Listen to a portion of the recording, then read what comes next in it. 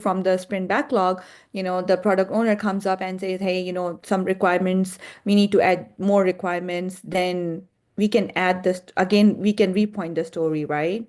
The sprint backlog, the product owner comes up and says, hey, some requirements, we need to add more requirements, then we can add this again, we can repoint the story, right?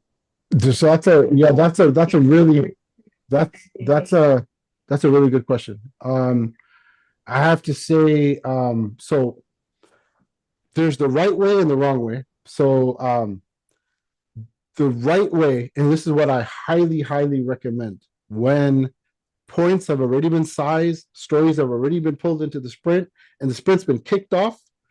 Um, in the middle of the sprint, there are things that are going to happen. Okay, like for example, the product owner might be like, "Man, I totally forgot.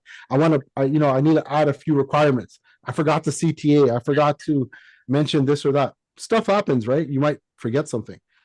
Now, a good Scrum Master will never let you push that in because a good Scrum Master will prevent you from doing that because that's called scope creep.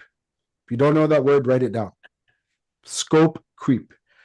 So the scope of the work or the scope of the story is what? The acceptance criteria, right? All the requirements that have to get done, that's the scope of the work.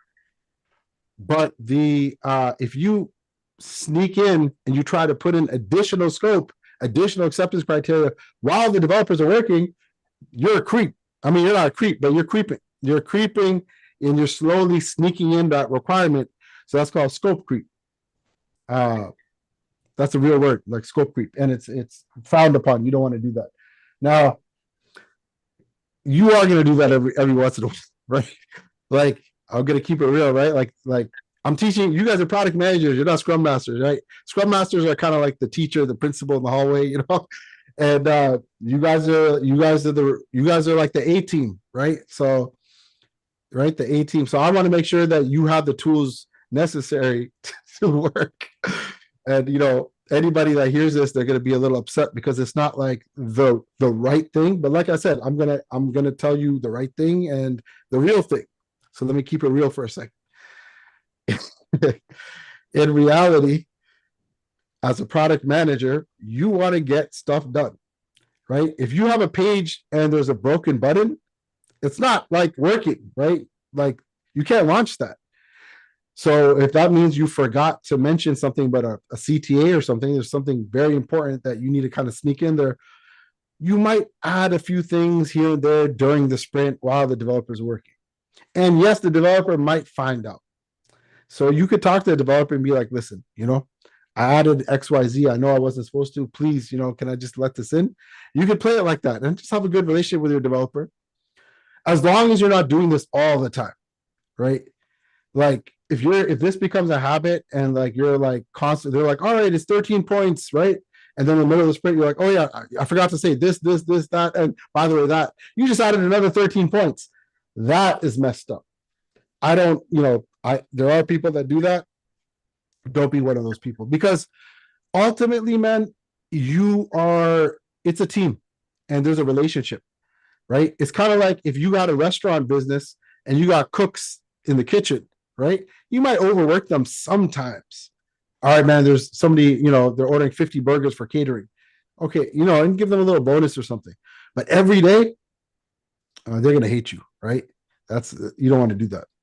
All right, so these were a lot of great questions. Let's go ahead and get into how do you calculate sprint capacity.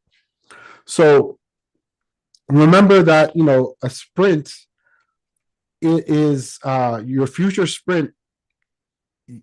You have developers that have been working together on a team, hopefully, for maybe weeks, maybe months. So they kind of have a good idea of working together. They've been working together for a long time and they have a track record, meaning you could look at the history. You could very easily look at the history and see what they've accomplished in the past. And that, my friends, is how you calculate sprint capacity. It's actually really, really easy. And I'll whiteboard it for you. But essentially, you just take their last 3 sprints and you see how much work they actually got done. And you essentially just take the average of the last 3 sprints. So let's just take an example. Let's say in sprint, let's just pretend like in sprint one, right? Sprint one, they said they were going to do, they planned for 40 points. And they actually finished, they accomplished, or they burned down 40 points. Exactly what they said they were going to do, they did it. That's cool. And then the next sprint, the next 2 weeks, they did sprint two. They planned, they were like, you know what, we're doing pretty good. Let's plan for 40 points. So they planned for 40 points. And this time it wasn't so, they weren't so hot. They actually burned down only 30 points. Burned down meaning they only accomplished this many. There was like, 10 points of stories that they didn't accomplish. Like maybe there was like 2 or 3 stories or something that they didn't finish, right? So that means, they didn't finish, in this case, 10 points, right? And then sprint 3 comes along. And in sprint 3, let's say sprint 3, they're being more careful. They're like, oh, man, we only burned down 30 points. Let's be careful. This time, why don't we plan for something in the middle? Let's plan for something like 35 points. And then they burned down. They were amazing. They actually burned down 50 points. And by the way, if they ever finish their work ahead of time, you give them more stories. It's not like you don't give them time off, right? You're going to give them more stories, right? That's how it works. Because they're getting paid, right? It's not like they're getting paid for the full 2 weeks. They're just like everybody else. So if you look at this, sprint 1, they did 40 points, sprint 2, 30 points, sprint 3, 50 points. So let's say you are now planning sprint 4. The way you're going to plan for sprint 4 is that you are going to calculate the sprint capacity based on the average of the last 3 sprints, like what they burned down, basically. So sprint capacity is, who got it first? Somebody? 40. Correct. Does everybody agree? Everybody heard me say correct, so they're like, yep. But do you guys know why though? Does everybody understand why it's 40 though? No. Right? So it's going to be 40 plus 30 plus the 50 divided by 3. So it'll be the average of these 3. So you total up all the points that they actually accomplished in the last 3 sprints. Not what they planned. Make sure you don't, like, this is, anybody can plan for anything. We want to know, what do they actually do? And then you divide it by 3. And that becomes 40. Now there's one caveat, right? It's an important caveat, actually very important. What if in sprint 1, the full team was there? All 5 devs, developers, right? But what if in sprint 2, the reason why they actually did less is simply because they were down. Like they only had 2 devs. My bad, 2 devs. I mean, 3 devs. So actually the team is still good. It's not like, right? As long as the team's there. And then like, you know what? The team in sprint 3, maybe it was like 4 devs and they killed it and they actually did 50. That means you don't have to go down to 40 points. It doesn't make sense. Because if the full team is here for sprint 4, 5 developers, and you're already like with just 4 people, you're doing like 50 points. You could probably safely push this stuff to 50 points. So that's a caveat. But not to confuse you guys, just generally speaking, you just take the average of the last 3 sprints. So, look at the last 3 sprints, figure out what they accomplished, add it up, divided by 3, that's your sprint capacity. And by the way, why is this important? That's because when you have a backlog of tons and tons of stories, right? And let's say you have like all these stories inside your backlog, right? You have like a whole bunch of different stories, and let's just pretend that these are hundreds and hundreds and hundreds, right? Let's just pretend in our beautiful imagination, there's hundreds of stories here. You could only take the stories that have gone through grooming, and they have to have what? Story points on them. So if this one has, 13 points, then we know that, okay, we could pull this one. If this one doesn't have story points, I don't care if it's gone through grooming. we still can't bring it in because the developers haven't decided, is this 13? Is this 2? How many points it is? So the deciding factor on what you could pull into a sprint is, do they have story points in it? And how many can you pull in? Well, let's just pretend that the total here that you could bring in is 40 points. That's the total. So yeah, you could bring in 13, and then let's say there's another one, and the other one was like 20, and you could pull that guy in. So now you're at 33. Now let's say this one is 20. Can I pull this one in? No, Exactly. And why can't I pull it in? I'm gonna go over the sprint capacity. Exactly. Now you're going to be in situations where you're really close. So 20 plus 13 is 33. So let's say there's another one that's 8 points. So if I put in 8 points, 20, this is just over 40. It's like 41, right? So can you pull it in? It's up to discretion of the team. Yes. I love that answer. Thank you, Michael. That's the intelligent answer. Because, I mean, it's 1 point. It's like 1 point. It's kind of like a bargaining thing, right? There's nothing, and I love the fact that you're getting this, Michael, and I hope the rest of you understand, this thing isn't like religious hardcore, like this is the thing, right? Like there's breathing room.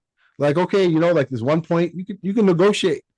You can be like, developers, listen, man, just if you do this, what if it's something that's bigger? What if it's like 13? It's a little bit more. Scrum Master is not going to be happy with this, but you could talk to the developers and be like, listen, if you do this, you pull this in, it means a lot for us because why? We're all going to get promotions, right? Why? Because this is Christmas and this is the last sprint. And if we get this out, our feature is literally going to bring $2 million of revenue.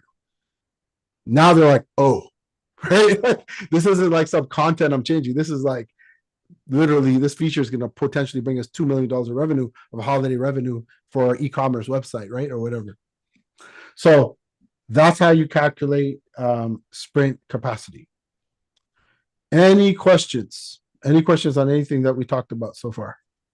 Does this relate to the t-shirt size stuff at all from last class, or? So that's a good question. So t-shirt size estimates, they're not good enough to be able to pull in a story. Like if let's say we know that the sprint capacity is 40 and somebody said, all right, we got a story that's big. It's like an extra large. We don't know because extra large is we know it's a big story, but does that mean it's 20? Or does that mean it's like 20? It's like 2 20s in it. Like we got to break that into multiple users. It's too vague. It's best to use t-shirt size estimations when you're just kind of talking colloquially amongst developers. You have an idea of a future idea, or you're like, hey, I know we haven't done this yet, but I have this in my backlog. There's something I'm working on. I want to make an AI chatbot. I want to bring this to our healthcare, app. Is that something that, that's a feature? It's probably going to be like an epic with multiple stories. How big is this epic? Is it like double extra large? And it's all relative, obviously. So that's kind of like when you want to use t-shirt size estimations. Ali, real quick, the Fibonacci sequence, that thing just confused me a little bit. Shouldn't the number be 21 instead of 20? Yes, my bad. 13 plus 8. That's right. That's my bad. 13 plus 8. Yes, 21. It's funny.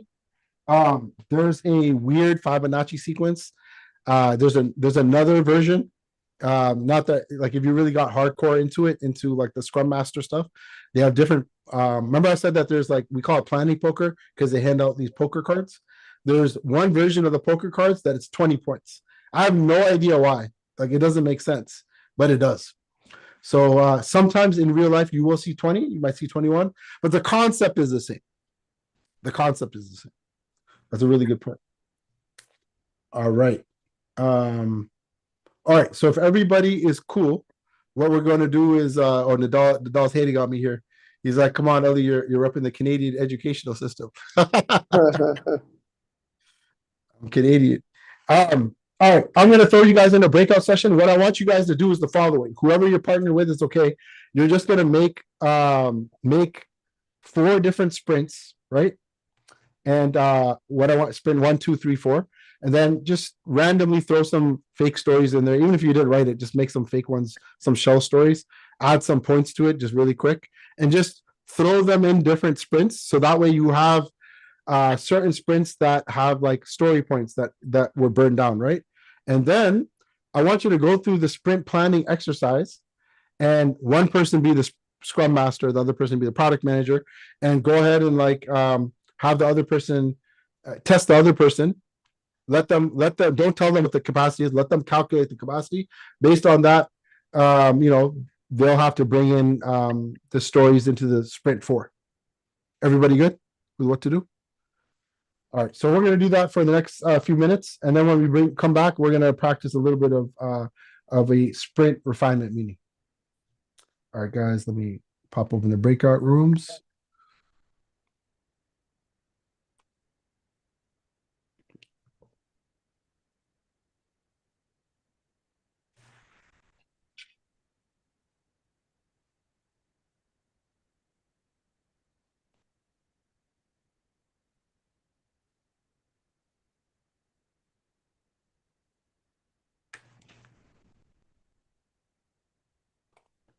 All right, go ahead and join your rooms.